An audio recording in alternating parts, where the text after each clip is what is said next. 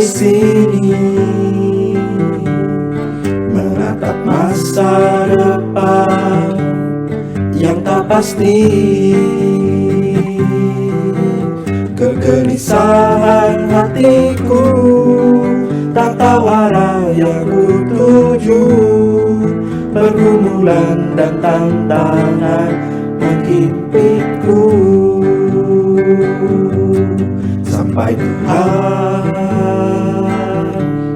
menemukanku, nyatakan kasih-Nya yang ajaib bagiku. Dan Dia menuntun langkahku, temukan tujuan hidupku, damai dan sukacita melingkupiku.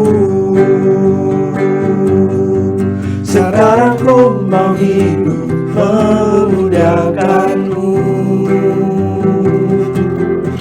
menceritakan kasih anugerah-Mu bagiku. Yesus, Engkaulah Tuhanku, tujuanku, teladanku. Oh Tuhan, jadikan aku serupa-Mu. Oh Tuhan, jadikan aku serupa-Mu.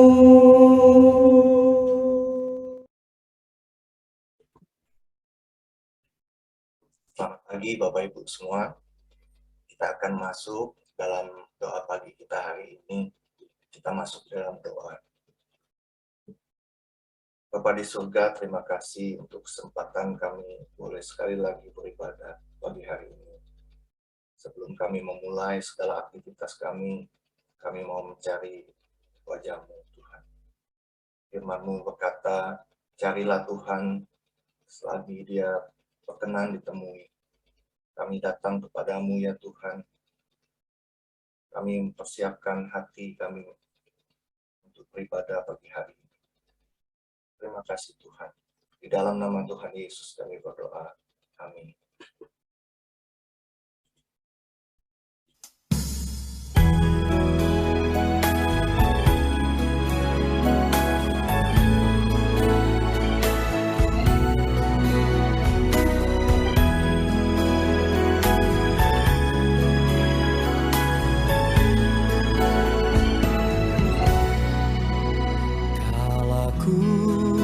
Cari damai hanya ku dapat dalam Yesus. Kala ku cari ketenangan hanya ku temui di dalam Yesus. Tak satu pun dapat menghiburku, tak seorang pun dapat menolongku. Hanya Yesus jawaban hidupku. Bersama Dia hatiku damai, walau dalam lembah kekelaman. Bersama Dia hatiku tenang, walau hidup penuh tantangan. Tak satu pun dapat menghiburku, tak seorang pun dapat menolongku. Hanya Yesus jawaban hidupku.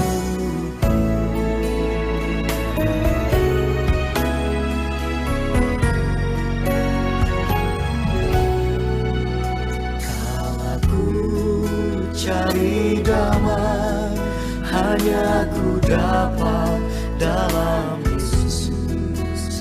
Kala ku cari ketenangan hanya ku temui di dalam Yesus. Tak satu pun dapat menghiburku, tak seorang pun dapat menolongku.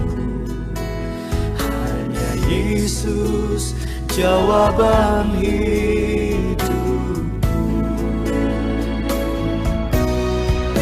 Bersama hatiku damai, walau dalam lembah kegelapan. Bersama Dia hatiku tenang, walau hidup penuh tantangan. Tak satu pun dapat menghibur, tak seorang pun dapat menolongmu. Hanya Yesus jawaban hidupku.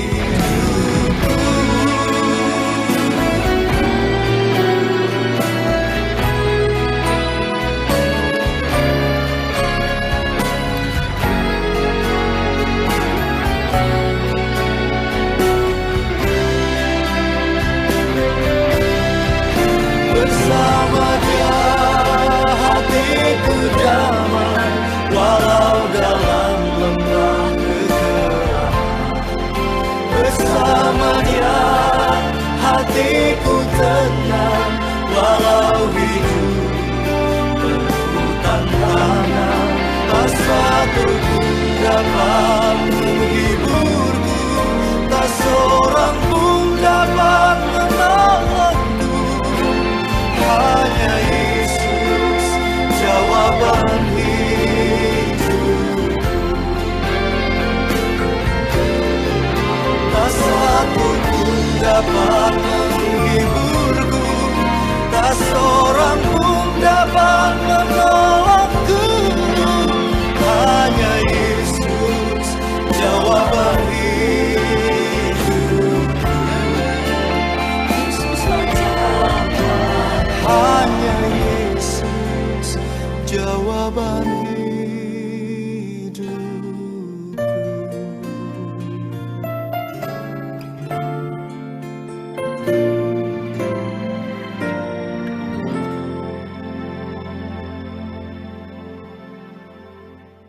Bapak Ibu, di masa-masa sekarang ini, damai sejahtera menjadi sesuatu yang langka, yang sangat berharga di masa-masa seperti ini.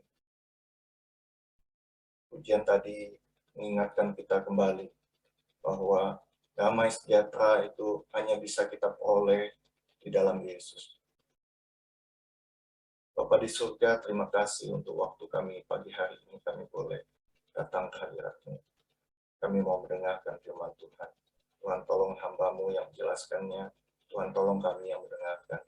Di dalam nama Tuhan Yesus kami berdoa. Amin. Shalom. Selamat pagi Bapak Ibu. Kita memasuki hari ketiga dari 40 hari dengan tujuan. Tema hari ini adalah apakah yang menggerakkan kehidupan Anda? Apakah yang mengendalikan kehidupan Anda? Gitu ya. Nah, pada bagian ini akan ada banyak ayat-ayat firman Tuhan yang dikutip. Rick Warren mengutip banyak ayat firman Tuhan yang dari berbagai versi Alkitab, gitu ya. Dia memakai berbagai macam versi Alkitab dalam bahasa Inggris yang kemudian diterjemahkan di dalam bahasa Indonesia. Jadi mungkin Bapak Ibu lihat, oh ayatnya kok beda gitu ya. Nah, itu karena dia memakai berbagai versi Alkitab bahasa Inggris yang kemudian diterjemahkan ke dalam bahasa Indonesia. Ya. Bapak Ibu nanti bisa mengikutinya langsung di slide yang sudah saya siapkan ya. Nah, Bapak Ibu, secara tidak sadar, kehidupan setiap orang itu pasti digerakkan atau dikendalikan oleh sesuatu. Pertanyaannya sekarang adalah, kekuatan apa yang menggerakkan atau mengendalikan kehidupan kita? Nah, Rick Warren mengatakan setidaknya ada 5 hal yang menggerakkan kehidupan kita. Yang pertama itu adalah banyak orang yang hidupnya itu digerakkan atau dikendalikan oleh rasa bersalah, gitu ya. Mereka menghabiskan hidup dalam penyesalan dan menyembunyikan rasa malunya. Nah, salah satu contoh di Alkitab mengenai orang yang digerakkan oleh rasa bersalah itu adalah Kain, Bapak Ibu. Ketika Kain berdosa, rasa bersalahnya itu memisahkan dia dari hadirat Tuhan. Kejadian 4 ayat 12 versi NIV mengatakan gini, engkau, itu Kain, akan menjadi pengembara yang tidak punya perhentian di muka bumi. Ya. Nah, itu menggambarkan kondisi kebanyakan orang hari ini yang mengembara dalam hidup tanpa suatu tujuan. Ada pepatah yang mengatakan bahwa kita semua ini adalah produk dari masa lalu kita gitu ya. Akan tetapi itu bukan berarti kita harus menjadi tawanan dari masa lalu kita. Hidup kita tidak ditentukan oleh masa lalu kita. Nah, Tuhan paling ahli dalam hal ini Bapak Ibu. Dia ahli mengubah orang yang punya masa lalu yang berantakan. Dia mengubah Musa dari seorang pembunuh menjadi seorang pemimpin yang berhati lembut. Dia mengubah Gideon dari seorang pengecut menjadi seorang pahlawan gagah berani. Jadi hidup kita tidak ditentukan oleh masa lalu kita. Alkitab berkata dalam Mazmur 32 ayat 1 versi Living Bible mengatakan, berbahagialah mereka yang diampuni kesalahannya. Betapa leganya bagi mereka yang telah mengakui dosa-dosa mereka dan dibersihkan riwayatnya oleh Tuhan. Yang kedua, banyak orang yang hidupnya digerakkan atau dikendalikan oleh kebencian dan kemarahan. Saya paling sering mendengar orang yang berkata dalam kemarahannya gitu ya, aku akan buktikan ya suatu hari nanti gitu, dia bilang gitu. Ya. Saya sering sekali mendengar orang yang berkata demikian. Nah, perkataan itu keluar dari hati yang penuh kebencian dan kemarahan. Gitu ya. Orang yang seperti ini terus dicengkram oleh sakit hati dan tidak pernah mengatasinya. Bukannya melepaskan sakit hati melalui pengampunan, tapi justru menghidupkannya berulang kali dalam pikiran. Bapak Ibu, kebencian selalu menyakiti kita lebih dari menyakiti orang yang kita benci. Ya, saya ulangi ya. Kebencian selalu menyakiti kita lebih dari menyakiti orang yang kita benci. Mengapa demikian? Karena orang yang kita benci itu mungkin sudah lupa dengan apa yang ia lakukan atau yang katakan dan melanjutkan hidupnya. Tetapi kita terus menikmati luka batin kita dan mengabadikan masa lalu. Untuk orang yang seperti ini, saya katakan masa lalu kita sudah lewat dan kita tidak dapat mengubahnya. Alkitab berkata dalam Ayub 5 ayat 2, sesungguhnya orang bodoh dibunuh oleh sakit hati, dan orang bebal dimatikan oleh iri hati. Bapak Ibu perhatikan firman Tuhan ini katakan ya, kalau kita terus-menerus sakit hati, kalau kita terus-menerus menyimpan rasa sakit hati itu, firman Tuhan katakan kita itu orang bodoh, Bapak Ibu. Kita termasuk hitungan orang yang bodoh. Nah, kalau kita menyimpan iri hati gitu, kita dikatakan oleh firman Tuhan termasuk hitungan orang yang bebal. Yang ketiga, Bapak Ibu. Banyak orang yang hidupnya digerakkan atau dikendalikan oleh rasa takut, oleh ketakutan. Ketakutan itu bisa muncul dari pengalaman traumatis kita di masa lalu, harapan yang tidak realistis, atau mungkin tumbuh dalam keluarga yang sangat dikekang gitu ya, atau bahkan kecenderungan genetik, Bapak Ibu. Nah, orang seperti ini tidak berani melangkah keluar dan hanya merasa aman dengan cara menghindari resiko. Tuhan tidak mau kita hidup dalam ketakutan, Bapak Ibu. Ketakutan seringkali menghalangi kita menjadi apa yang Tuhan kehendaki. Jadi ketakutan seharusnya tidak boleh menghalangi kita menjadi apa yang Tuhan kehendaki. Alkitab berkata dalam 1 Yohanes 4 ayat 18 versi The Message, itu berkata gini, di dalam kasih tidak ada ketakutan, karena ketakutan melumpuhkan. Maka hidup yang penuh ketakutan akan kematian, akan penghakiman, bukanlah sepenuhnya dibentuk dalam kasih. Gitu ya. Jadi ketakutan itu melumpuhkan, Bapak Ibu. Tapi hidup yang penuh ketakutan itu bukan berasal dari kasih. Yang keempat, banyak orang yang hidupnya digerakkan atau dikendalikan oleh materialisme. Ada sebuah pandangan yang keliru yang mengatakan bahwa memiliki lebih banyak akan membuat kita merasa lebih bahagia, lebih penting, dan lebih aman gitu ya. 1 Timotius 6 ayat 10 berkata, karena akar segala kejahatan ialah cinta uang, Sebab oleh memburu uanglah beberapa orang telah menyimpang dari iman dan menyiksa dirinya dengan berbagai-bagai duka. Jangan salah sangka ya Bapak Ibu Saudara, saya tidak sedang berkata kalau begitu tidak usah memiliki apapun dan tidak usah bekerja saja. Bukan seperti itu Bapak Ibu. Menghasilkan uang itu tidak salah. Firman Tuhan beberapa kali berkata juga kita harus bekerja. Yang tidak bekerja jangan makan, kata Rasul Paulus gitu ya. Tapi yang salah itu adalah kalau kita lebih mencintai uang ya, cinta uang, lebih mencintai uang dibandingkan Tuhan. Kita terus dan terus mencari dan menumpuk harta. Yang dimaksudkan di sini adalah kepemilikan itu hanya memberikan kita kebahagiaan sementara. Nilai diri kita tidak ditentukan oleh harta milik kita. Tuhan berkata bahwa hal-hal yang paling berharga dalam hidup kita justru bukan harta. Kekayaan kita dapat hilang dalam sekejap melalui faktor-faktor yang tidak dapat kita kendalikan.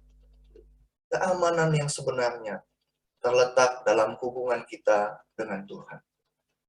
Yang kelima, Bapak Ibu. Banyak orang yang hidupnya digerakkan atau dikendalikan oleh kebutuhan diri kita untuk diterima. Oleh karena ingin diterima oleh orang lain, banyak orang yang membiarkan harapan orang lain, harapan orang tua, harapan pasangan hidup, harapan dari anak-anak kita, guru dan teman mengendalikan kehidupan kita. Kita coba untuk menyenangkan hati semua orang. Tapi dikendalikan oleh pendapat orang lain membuat kita kehilangan tujuan yang Tuhan kehendaki dalam hidup kita. Yesus berkata dalam Matius 6 ayat 24a, tidak ada seorang pun yang dapat melayani dua tuan. Nah, Bapak Ibu, semua kekuatan yang disebutkan tadi itu bisa menggerakkan atau mengarahkan kehidupan kita. Tapi semuanya itu akan suatu hari menuju jalan buntu yang sama, yaitu potensi kita tidak terpakai, tekanan yang tidak perlu, dan hidup yang tidak memuaskan, Bapak Ibu. Perjalanan 40 hari ini dengan tujuan akan menunjukkan kepada kita semua bagaimana sebuah kehidupan yang dipimpin, dikendalikan, dan diarahkan oleh tujuan yang Tuhan mau dalam hidup kita. Tidak ada hal yang lebih berarti bagi kita selain dari mengetahui tujuan Tuhan untuk kehidupan kita. Dan tidak ada yang dapat menggantikannya, Bapak Ibu. Bukan keberhasilan, kekayaan, kepopuleran, atau kesenangan hidup kita. Tanpa tujuan hidup, hidup kita akan menjadi sebuah gerakan tanpa arti, tanpa arah, dan tanpa alasan. Tanpa tujuan, hidup kita menjadi tidak berarti, dangkal, dan tidak terarah.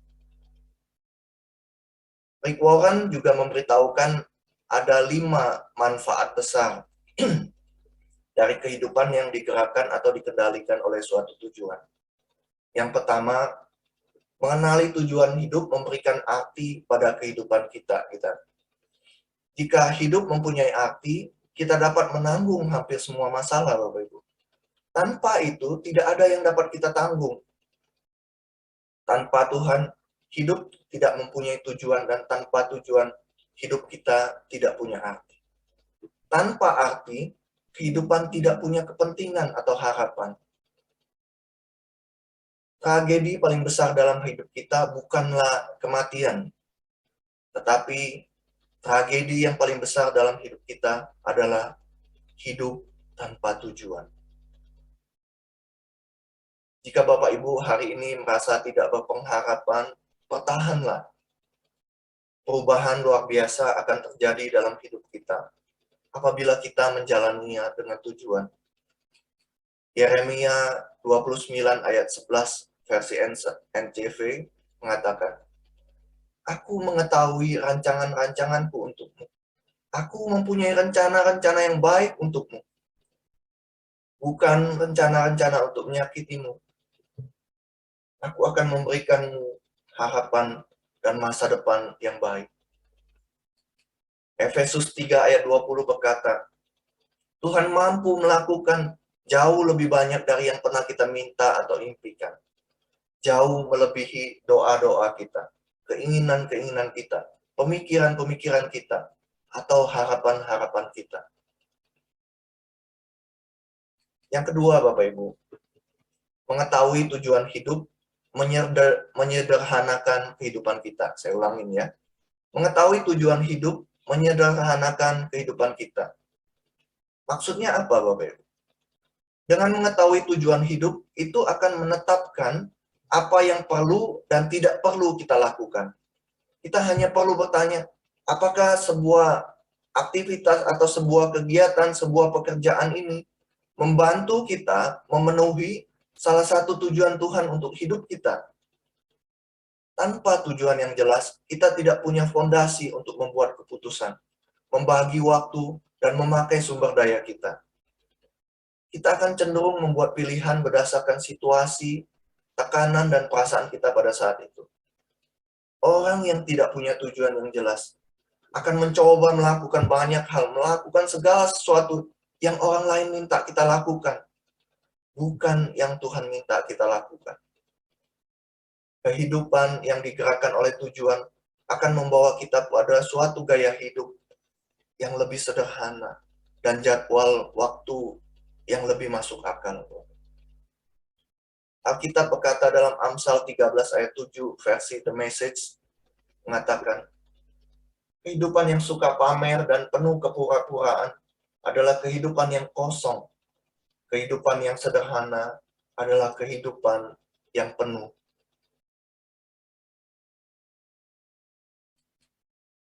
Yesaya 26 ayat 3 juga berkata begini, Tuhan, Engkau memberikan damai sejahtera yang sempurna kepada mereka yang dengan teguh mengikuti tujuan dan percayanya kepadamu. Ya.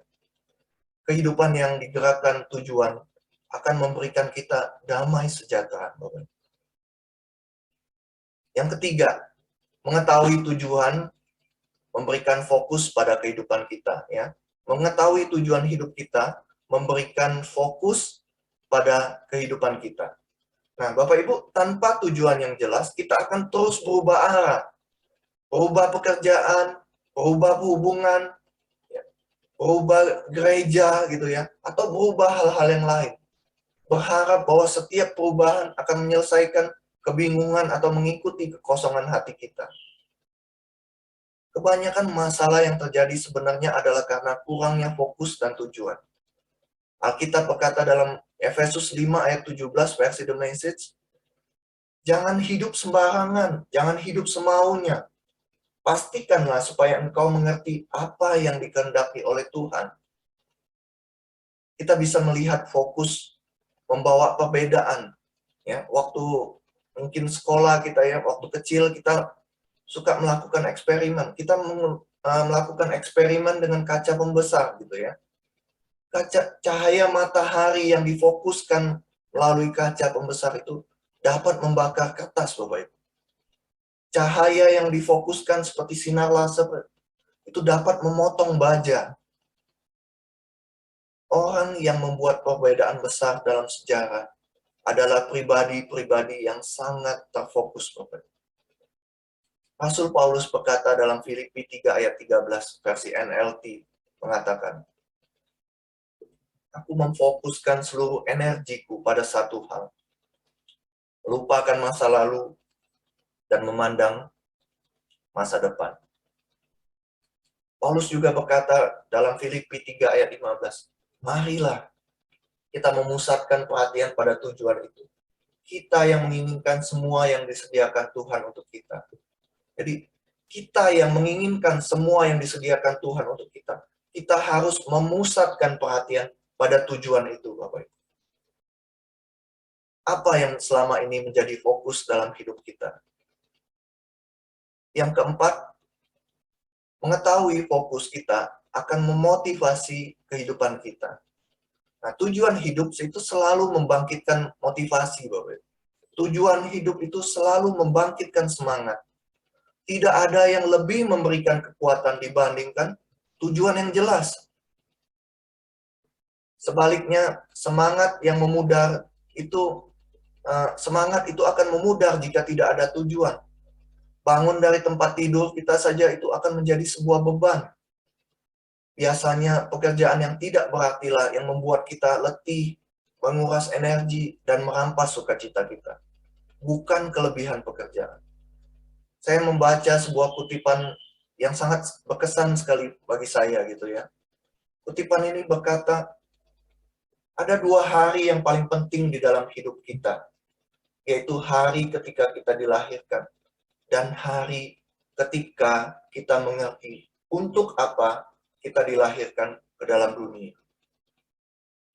Hari ketika kita mengerti untuk apa kita dilahirkan ke dalam dunia. Yang kelima, Bapak Ibu, yang terakhir, mengetahui fokus kita akan menyiapkan kita untuk menghadapi kekekalan. Banyak orang menghabiskan waktu dalam hidup mereka untuk menciptakan atau meninggalkan warisan kekal di dunia. Mereka ingin dikenang ketika mereka pergi. Tapi yang paling penting bukanlah apa yang dikatakan orang lain tentang kehidupan kita, Bapak Ibu. Melainkan apa yang Tuhan katakan mengenai hidup kita. Setelah melewati suatu masa, suatu waktu, semua pencapaian kita akhirnya akan lewat dan dilupakan. Yang lebih bijaksana adalah membangun suatu warisan kekal. Keberadaan kita di bumi ini bukanlah untuk dikenang. Kita ada di sini untuk mempersiapkan diri menghadapi kekekalan. Ya, saya ulangi. Kita ada di sini untuk mempersiapkan diri untuk menghadapi kekekalan. Pada suatu hari kita semua akan berdiri di hadapan Tuhan dan Dia akan memeriksa kehidupan kita. Alkitab dalam Roma 14 ayat 10 dan 12 berkata begini, ingatlah, masing-masing kita akan berdiri di hadapan tahta penghakiman Tuhan. Ya, masing-masing kita akan diwajibkan untuk mempertanggungjawabkan diri kita secara pribadi kepada Tuhan. Kita akan mempertanggungjawabkan diri kita, mempertanggungjawabkan hidup kita di hadapan Tuhan. Suatu kita berdiri di hadapan Tuhan nanti, Dia akan mengajukan 2 pertanyaan penting ini, Bapak.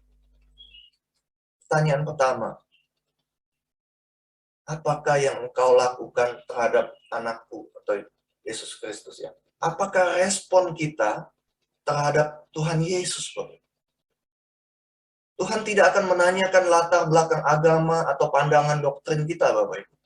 Satu-satunya yang penting adalah apakah kita menerima apa yang dilakukan Yesus bagi hidup kita, serta belajar mengasihi dan percaya kepadanya. Yesus berkata dalam Yohanes 14 ayat 6 berkata, Akulah jalan dan kebenaran dan hidup. Tidak ada seorang pun yang datang kepada Bapa kalau tidak melalui aku. Hidup kita akan bergantung respon kita terhadap pertanyaan ini, Bapak Ibu. Apakah respon kita terhadap Tuhan Yesus? Yang kedua, pertanyaan kedua yang akan Tuhan berikan kepada kita sewaktu kita nanti berdiri di tahta Tuhan. Apakah yang engkau lakukan atas pemberianku? Apa yang kita lakukan dengan kehidupan kita, karunia, talenta, kesempatan, dan hubungan yang Tuhan berikan kepada kita? Apakah kita memakainya untuk kepentingan diri sendiri, ataukah tujuan yang Tuhan berikan kepada kita? Pertanyaan pertama akan menentukan di mana kita akan mengalami kekekalan. Pertanyaan kedua akan menentukan apa yang kita lakukan dalam kekekalan. Pada akhir periode 40 hari ini, kita diharapkan akan siap untuk menjawab kedua pertanyaan tersebut. Mari kita berdoa. Bapak Ibu, apakah yang selama ini menggerakkan kehidupan kita? Rasa bersalahkah? Kebencian atau kemarahankah? Ketakutankah? Materialismekah? Atau kebutuhan untuk diterima? Apakah semua hal ini menggerakkan, mengendalikan, dan mengarahkan hidup kita dalam dunia ini? Hidup kita seharusnya tidak digerakkan oleh hal-hal, tapi hidup kita seharusnya digerakkan oleh sebuah tujuan, tujuan yang Tuhan tetapkan bagi hidup kita masing-masing. Tujuan yang Tuhan ingin kita lakukan di dalam hidup kita. Saya memberikan waktu kepada Bapak Ibu untuk berefleksi apa yang selama ini menggerakkan hidup kita. Apa yang selama ini menggerakkan hidup Bapak Ibu.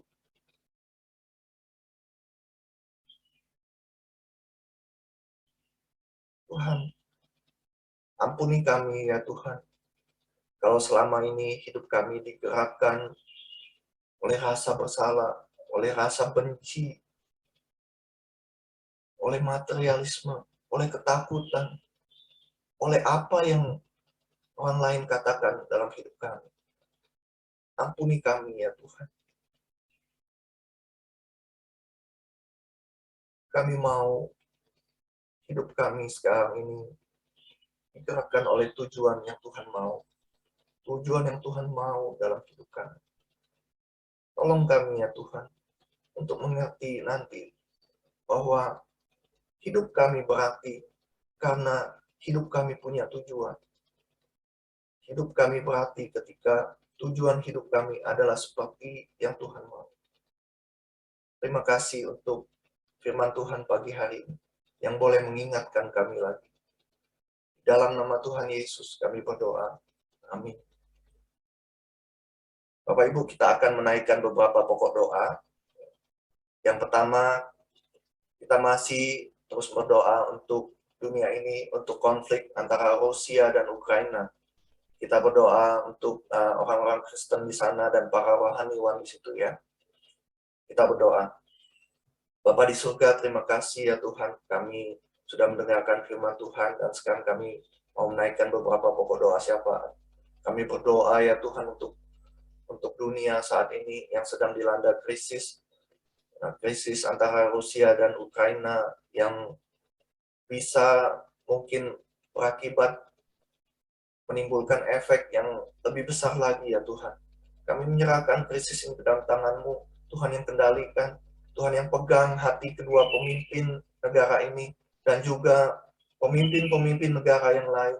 Tuhan yang tolong mereka, berikan mereka rasa takut akan Tuhan, dan sebuah pemikiran yang memikirkan efek dari tindakan yang mereka ambil, keputusan yang mereka ambil ya Tuhan.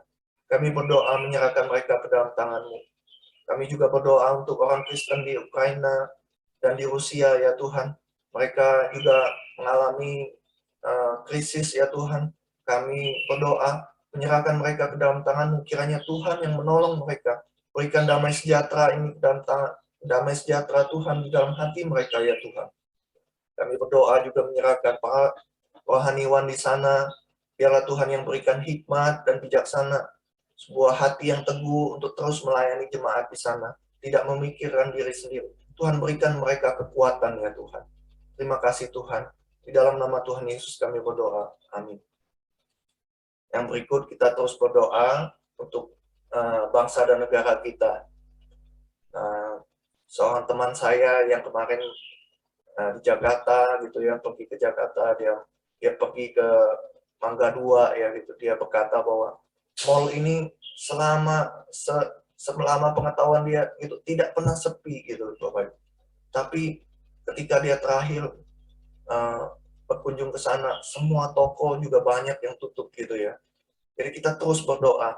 Pandemi ini sangat berpengaruh terhadap ekonomi. Kita buka suara bersama-sama. Bapa di surga, terima kasih ya Tuhan. Kalau pagi hari ini kami juga boleh berdoa buat bangsa dan negara kami. Ya Tuhan, kami terus menyerahkan untuk masa pandemi ini, untuk bangsa dan negara kami. Kiranya Engkau berbelas kasihan, Engkau yang menolong, Engkau yang memberi anugerah kepada bangsa dan negara kami ini. Supaya bangsa dan negara kami juga boleh melewati masa-masa sulit ini ya Tuhan. Kami berdoa ya Tuhan untuk kondisi ekonomi yang tidak baik. Kami berdoa ya Tuhan untuk beberapa banyak orang yang sudah terimbas, yang sudah mengalami dampak dari masa pandemi ini ya Tuhan. Kami tidak lupa juga berdoa ya Tuhan buat jemaat-jemaat kami di GKI Immanuel yang mungkin juga mengalami imbas dari masa pandemi ini. Kami berdoa ya Tuhan, kiranya Engkau berbelas kasihan, Tuhan yang sendiri yang memberkati anak-anak Tuhan di gereja kami ini ya Tuhan. Tuhan yang memberkati, Tuhan yang membukakan setiap kesempatan, setiap peluang bagi mereka.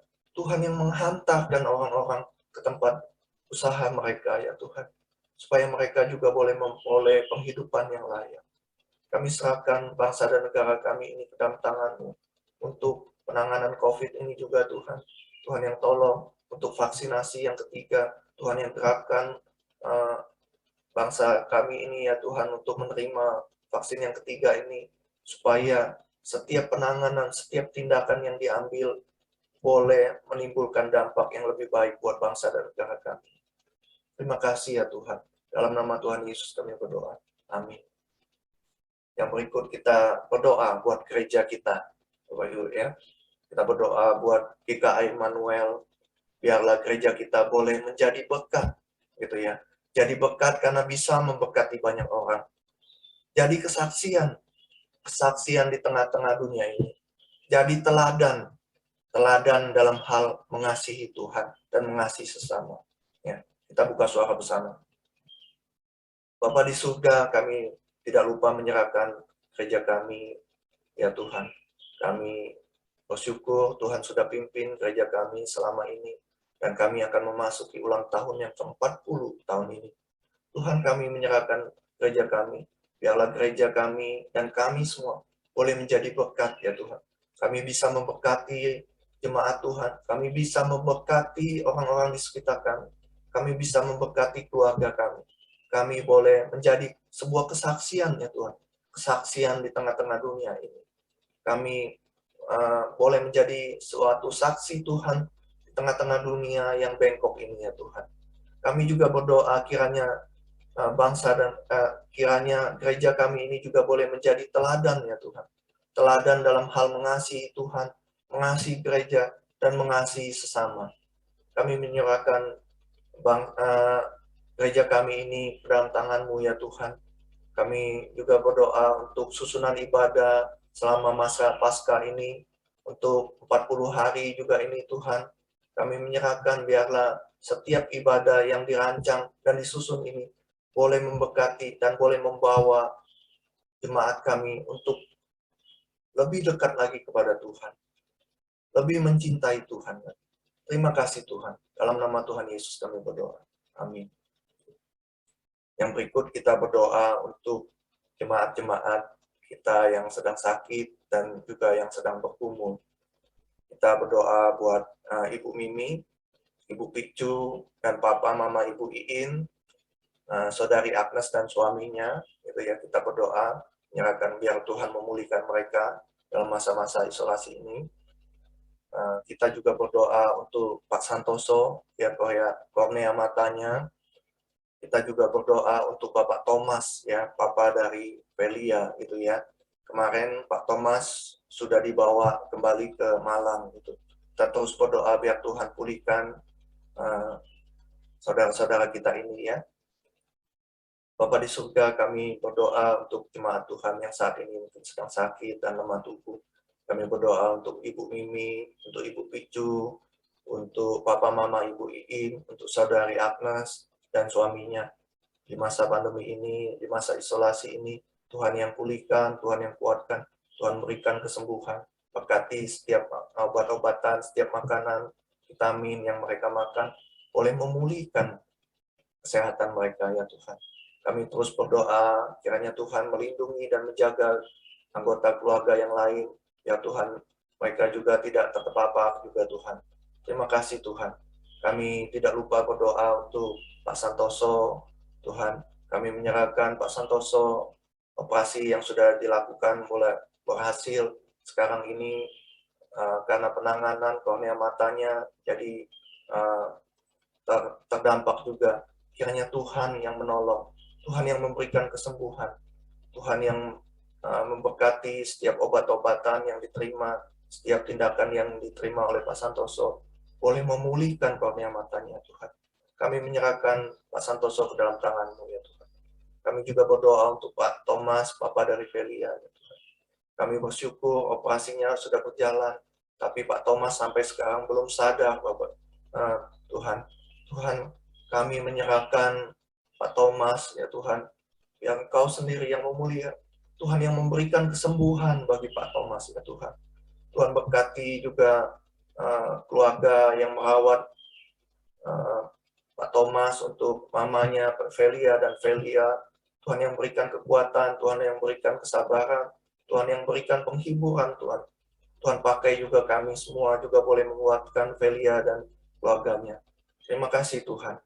Kami menyerahkan juga untuk jemaat-jemaat kami yang mungkin sedang mengalami pergumulan, yang mungkin mereka tidak dapat sebutkan, mereka tidak dapat katakan kepada kami, ya Tuhan. Kami menyerahkan setiap pergumulan, setiap masalah ke dalam tangan Tuhan. Kiranya Tuhan berkenan dengan doa kami. Dan Tuhan menjawab, melepaskan mereka dari setiap pergumulan itu, ya Tuhan. Terima kasih Tuhan.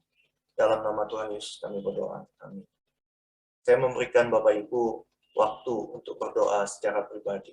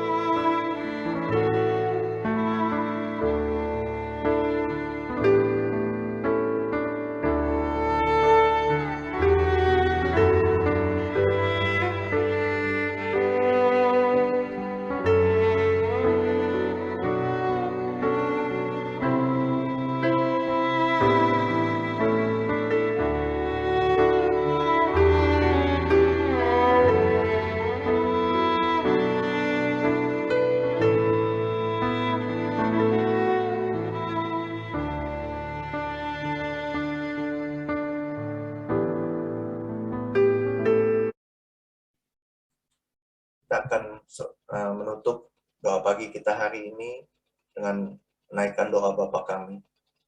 Bapa kami yang di surga, dikuduskanlah namamu. Datanglah kerajaan-Mu, jadilah kehendak-Mu, di bumi seperti di surga. Berikanlah kami pada hari ini makanan kami yang secukupnya, dan ampunilah kami akan kesalahan kami, seperti kami juga mengampuni orang yang bersalah kepada kami. Dan janganlah membawa kami ke dalam cobaan, tapi lepaskanlah kami daripada yang jahat. Karena Engkaulah mempunyai kerajaan dan kuasa dan kemuliaan sampai selama-lamanya. Amin. Saat teduh, Bapak Ibu,